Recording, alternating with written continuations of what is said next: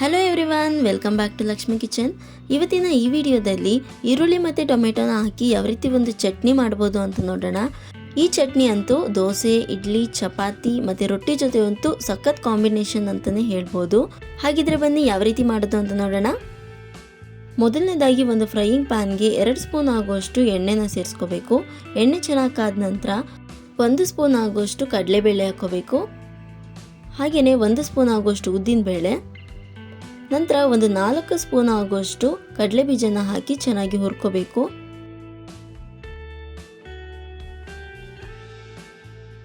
ಕಡಲೆ ಬೀಜ ಸ್ವಲ್ಪ ಕ್ರಿಸ್ಪಿ ಆಗಬೇಕು, ಅಲ್ಲಿವರೆಗೂ ಚೆನ್ನಾಗಿ ಫ್ರೈ ಮಾಡ್ಕೋಬೇಕು.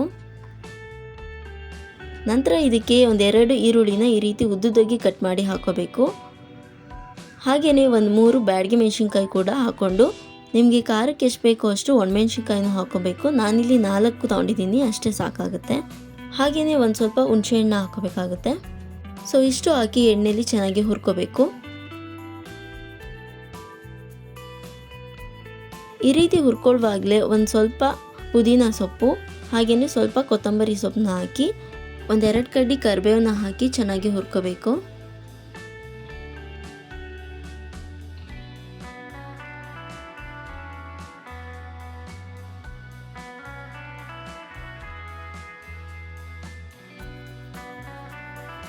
ನಂತರ ನಿಮಗೆ ಚಟ್ನಿ ಎಷ್ಟು ಕ್ವಾಂಟಿಟಿ ಬೇಕೋ ಅಷ್ಟು ಟೊಮೆಟೊನ ಸೇರಿಸ್ಕೋಬೇಕಾಗುತ್ತೆ. ನಾನಿಲ್ಲಿ ಒಂದು 5-6 ಟೊಮೆಟೊನ ಈ ರೀತಿ 4 ಭಾಗ ಮಾಡಿ ಹಾಕೊತಾ ಇದ್ದೀನಿ. ನೀವು ಇದಕ್ಕಿಂತ ಸಣ್ಣ ಬೇಕಾದರೂ ಹಾಕೋಬೋದು. ಟೊಮೆಟೊನ ಹಾಕಿ ಫ್ರೈ ಮಾಡಿಕೊಂಡು ಟೊಮೆಟೊ ಮೆತ್ತಗಾಗೋವರೆಗೂ ಬೇಯಿಸ್ಕೋಬೇಕಾಗುತ್ತೆ. ಹಾಗೆಯೇ ಒಂದು ಅರ್ಧ ಟೀ ಸ್ಪೂನ್ ಆಗುವಷ್ಟು ಜೀರಿಗೆ ಸೇರಿಸ್ಕೋಬೇಕು.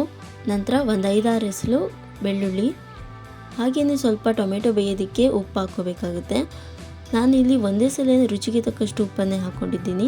ಈ ರೀತಿ ಹಾಕೊಳ್ಳೋದ್ರಿಂದ ಚಟ್ನಿ ರುಬ್ಬೋವಾಗ ಹಾಕುವಂಥ ಅವಶ್ಯಕತೆ ಇರೋದಿಲ್ಲ. ಉಪ್ಪು ಹಾಕಿದ ನಂತರ ಈಗ ಚೆನ್ನಾಗಿ ಫ್ರೈ ಮಾಡಿಕೊಂಡ್ರೆ ನೋಡಿ ಟೊಮೆಟೊ ಚೆನ್ನಾಗಿ ಮೆತ್ತಗಾಗಿದೆ. ಸೊ ಇಷ್ಟಾದರೆ ಸಾಕಾಗುತ್ತೆ. ಈಗ ಗ್ಯಾಸ್ ಫ್ಲೇಮ್ನ ಆಫ್ ಮಾಡಿ ತಣ್ಣಗಾಗಕ್ಕೆ ಬಿಟ್ಟು ಒಂದು ಮಿಕ್ಸರ್ ಜಾರ್ಗೆ ಹಾಕ್ಕೊಂಡು ನಿಮಗೆ ಕನ್ಸಿಸ್ಟೆನ್ಸಿ ಎಷ್ಟು ಬೇಕೋ ಅಷ್ಟು ನೀರನ್ನ ಹಾಕ್ಕೊಂಡು ಚೆನ್ನಾಗಿ ನುಣ್ಣಗೆ ರುಬ್ಕೋಬೇಕಾಗುತ್ತೆ. ಆದಷ್ಟು ಈ ಚಟ್ನಿನ ಸ್ವಲ್ಪ ಗಟ್ಟಿಯಾಗಿ ಮಾಡಿಕೊಂಡ್ರೆ ಚೆನ್ನಾಗಿರುತ್ತೆ. ಆದರೆ ಇಡ್ಲಿಗಾದರೆ ಸ್ವಲ್ಪ ತೆಳ್ಳಗಿದ್ರೂ ಚೆನ್ನಾಗಿರುತ್ತೆ. ಸೊ ನಿಮ್ಗೆ ಹೆಂಗೆ ಬೇಕೋ ಹಂಗೆ ರುಬ್ಕೋಬೋದು. ನೀವು ನೋಡ್ತಿರ್ಬೋದು ನಾನು ಸ್ವಲ್ಪ ಗಟ್ಟಿಯಾಗಿಯೇ ರುಬ್ಕೊಂಡಿದ್ದೀನಿ. ಸೊ ಇದನ್ನು ಈಗ ಒಂದು ಬೌಲ್ಗೆ ಶಿಫ್ಟ್ ಮಾಡಿಕೊಂಡು ಒಗ್ಗರಣೆ ಕೊಡಬೇಕು. ಒಗ್ಗರಣೆ ಆಪ್ಷನಲ್, ನಿಮ್ಗೆ ಬೇಕಿದ್ದರೆ ಕೊಡ್ಬೋದು, ಇಲ್ಲಾಂದರೆ ಬೇಡ, ಬಟ್ ಹಾಕಿದ್ರೆ ಒಂದು ಒಳ್ಳೆ ಟೇಸ್ಟ್ ಸಿಗುತ್ತೆ.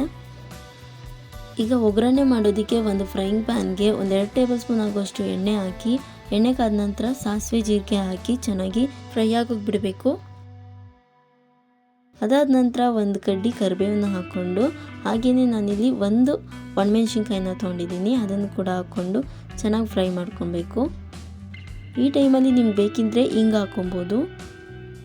ನೋಡಿ ಇಷ್ಟು ಮಾಡಿಕೊಂಡ್ರೆ ಒಗ್ಗರಣೆ ರೆಡಿ ಆಗುತ್ತೆ.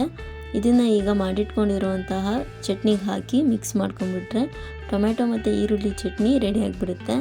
ನಾನು ಆಗಲೇ ಹೇಳಿದಾಗೆ ಈ ಚಟ್ನಿ ದೋಸೆ, ಇಡ್ಲಿ, ಚಪಾತಿ ಎಲ್ಲದ್ರ ಜೊತೆನೂ ತುಂಬಾ ಚೆನ್ನಾಗಿ ಹೊಂದ್ಕೊಳ್ಳುತ್ತೆ. ಸೊ ಈ ವಿಡಿಯೋ ನಿಮಗೆ ಇಷ್ಟ ಆಗಿದ್ದರೆ ಲೈಕ್ ಮಾಡಿ, ಶೇರ್ ಮಾಡಿ ಆ್ಯಂಡ್ ಕಮೆಂಟ್ ಮಾಡಿ. ಮತ್ತಷ್ಟು ರೆಸಿಪಿ ವಿಡಿಯೋಗಳಿಗೆ ನಮ್ಮ ಚಾನಲ್ನ ಸಬ್ಸ್ಕ್ರೈಬ್ ಮಾಡ್ಕೊಳ್ಳಿ. Thank you for watching.